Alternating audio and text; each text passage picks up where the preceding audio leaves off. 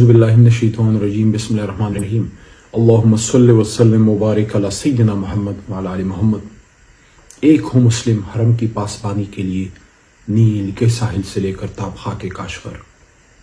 تمام امت مسلمہ کی مثال ایک بدن کی طرح ہے، اور بدن کے ایک حصے کو جب تکلیف پہنچتی ہے تو پورے بدن کو تکلیف پہنچتی ہے۔ اور یہ حدیث شریف ہے صحیح بخاری کی، حضور نبی کریم صلی اللہ علیہ وآلہ وسلم خاتم النبیین کی۔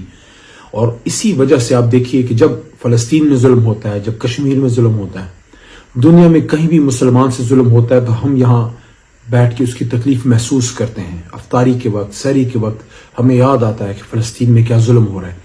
اسی سلسلے میں ایک دن پہلے قومی اسمبلی سے ایک متفقہ قرارداد پاس ہوئی جس میں فلسطینی عوام کے ساتھ یکجہتی کا اظہار کیا گیا، اور اسرائیلی ظلم کو پرزور الفاظ میں اس کی مذمت کی گئی، اور عالم جتنی بھی طاقتیں ہیں، اقوام متحدہ، سب سے یہ بھرپور مطالبہ کیا گیا کہ یہ ظلم بند کیا جائے اور فلسطینیوں کو ان کا حق دیا جائے۔ وہ بھی انسان ہے، ہم سب اس کی پرزور مذمت کرتے ہیں۔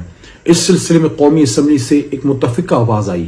کچھ دوستوں کو شاید کم معلومات کی بنا پہ کوئی یہ بات کی گئی کہ شاید تحریک انصاف کی طرف سے ایک دو ممبران نے اس کی مخالفت کی۔ ایسی کوئی بات نہیں ہے۔ جب یہ قرارداد پیش کی جا رہی تھی، حکومتی بینچ سے تجویز آئی تو اپوزیشن کی طرف سے میں نے، علی محمد نے، اور ہمارے چیف عامر ڈوگر نے اور دوستوں نے، باقاعدہ ہمارے اس پہ دستخط موجود ہیں جو قومی اسمبلی کے ریکارڈ سے چیک کیا جا سکتا ہے۔ اور جب یہ پٹ ہوئی تو ہمارے اسپیکر جناب سابق اسپیکر اسد قیصر نے کھڑے ہو کے تجویز دی کہ اس کو حکومتی بینچز یا پیپلز پارٹی کی طرف سے نہیں، پورے ایوان کی طرف سے متفقہ قرارداد ہمیں بنانا چاہیے۔ اور اس کے بعد جب یہ متفقہ طور پہ پیش ہوئی تو سب نے اس کو بیک زبان اس کو پاس کیا، اور قومی اسمبلی پاکستان سے ایک مضبوط اور توانا آواز گئی کہ پورے پاکستانی قوم اپنے فلسطینی برادری کے ساتھ ہے۔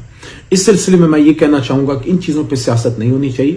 سیاست ہم کسی اور چیز پہ کر لیں گے، ہم روز کرتے ہیں، لیکن مسئلہ فلسطین پہ، مسئلہ کشمیر پہ، ختم نبوت صلی اللہ علیہ وسلم، حرمت رسول صلی اللہ علیہ وسلم، ہماری ایٹمی ٹیکنالوجی، پاک فوج پہ، ملکی دفاع پہ، امت مسلمہ کے اتحاد پہ، یہ وہ حساس ٹاپکس ہیں جس پہ کبھی بھی سیاست نہیں کرنی چاہیے۔ اس پہ ہمیشہ ایک آواز آنی چاہیے جو قائد اعظم محمد علی جناح کی ہے۔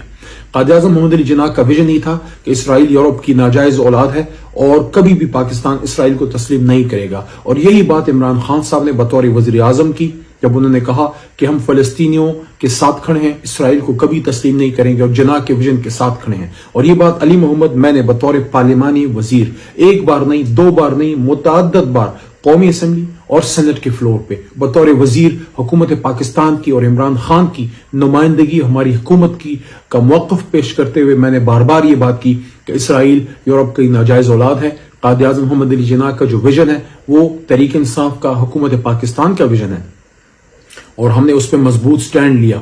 تو انشاءاللہ اس پہ کسی قسم کی دو رائے نہیں ہے کہ جب مسئلہ فلسطین کی بات ہوگی تو یہاں سے پی ٹی آئی، نون یا پیپلز پارٹی کی آواز نہیں آئے گی، یہاں پاکستانی کی آواز آپ کو قومی اسمبلی سے انشاءاللہ سنائی دے گی، ہمیشہ سنائی دے گی۔ جب تک ہم زندہ ہیں انشاءاللہ کبھی بھی ہم فلسطین کے کاز پہ، حرمت رسول صلی اللہ علیہ وسلم پہ، ان چیزوں پہ کبھی بھی ہم انشاءاللہ مسئلہ کشمیر پہ کبھی کمپرومائز نہیں کریں گے۔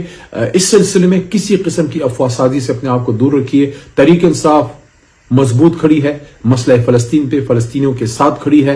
اور کچھ عرصے پہلے جب یہ ظلم ہوا، میں جیل سے نکلا تھا، یہ 4 مہینے پہلے کی بات ہے، باقاعدہ فلسطینی سفارت خانے میں نے ذاتی طور پہ جا کے وہاں تحریک انصاف عمران خان صاحب کی نمائندگی کی، اور وہاں پہ میں نے موقف پیش کیا جو پاکستانیوں کا، مسلمانوں کا موقف ہے، اور وہاں پہ اور بھی جماعتوں کی نمائندگی تھی۔ تو ہم ہمیشہ فلسطینی کاز پہ فلسطینیوں کے ساتھ کھڑے رہے ہیں، کسی قسم کی شک و شبے میں پڑنے کی کوئی ضرورت نہیں ہے۔ پاکستان زندہ باد، فلسطینی عوام، مسئلہ فلسطین میں فلسطینی شہادتیں، ان کا کاز، امت مسلمہ پائندہ باد۔